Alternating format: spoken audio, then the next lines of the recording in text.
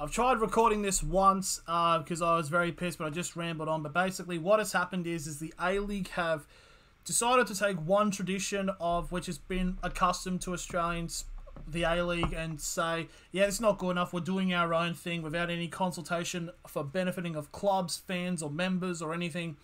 They have decided that over the next 3 years, Sydney will be hosting all the next three A-League Grand Finals, regardless of who plays. So ever since then, unlike the NRL or AFL, it's the team that finishes the highest on the ladder that qualifies to the Grand Final hosts it. And basically, it's been the thing ever since the first season of the A-League. And they have decided to absolutely shoot it in the foot. And it's just a constant continuance of just the football establishment in this country doing something purely just for money and without any consultation with fans. Like, fans are pissed. Melbourne Victory made a statement saying that they're dead against this. A lot of players have come out and said that they're against it.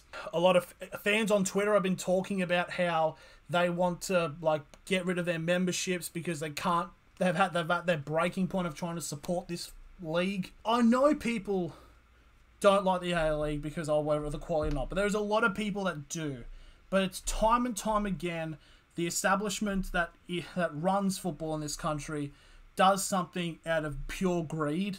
So basically, so Sydney they bought the rights for about $10 million. It's over $10 million because I feel like they're also trying to scale it back because I have heard that they don't have permanent rights now for the NRL, so they're trying to find something desperately. But with the way travel and how expensive it is at the moment, how do we expect, say, a Melbourne derby, Melbourne Victory versus Melbourne City, they play in the grand final, and it's all the way in Sydney? That is going to be a massive financial loss. And honestly, I kind of hope it does happen because, there's no point. And they do make the thing about, New South Wales has, the most A-League clubs, which, yes, that is true. And, they said, the most passionate fans.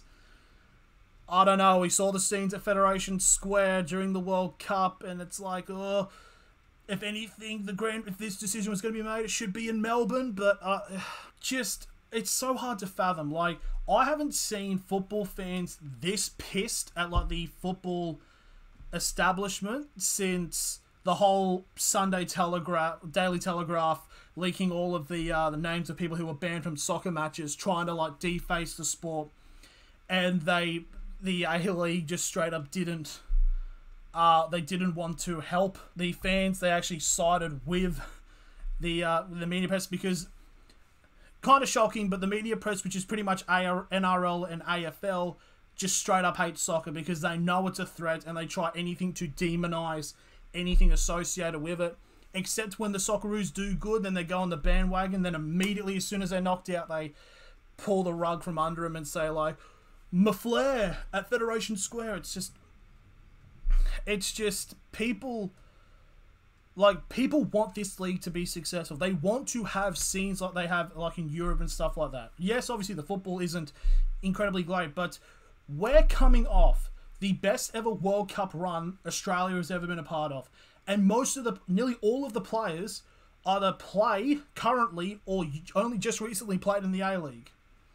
And we're doing shit like this. Even Craig Goodwin, there was a promotional video for this decision, and Craig Goodwin's voice, he said something along the lines of as a kid, you've always dreamed of playing in a grand final. So people were thinking that Craig Goodwin was on board with this and paid. And someone messaged him on Instagram, and Goodwin responded saying, I did say this, but it's had nothing to do about grand finals being in Sydney.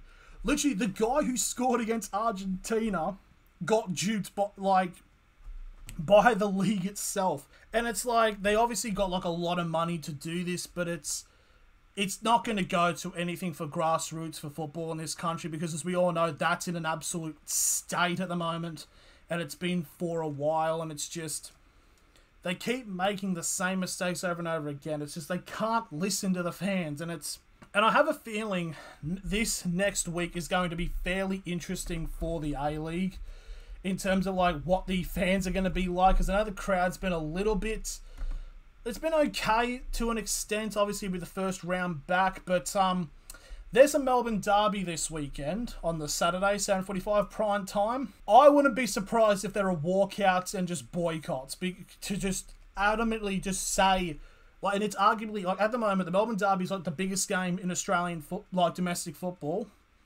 If people just don't show up and just walk out, it's like, that's hopefully will send them a fucking message saying, like, they fucked up. But they're not going to listen anyways because they've never listened to fans. But I don't know, it's just very hard to support football in this country.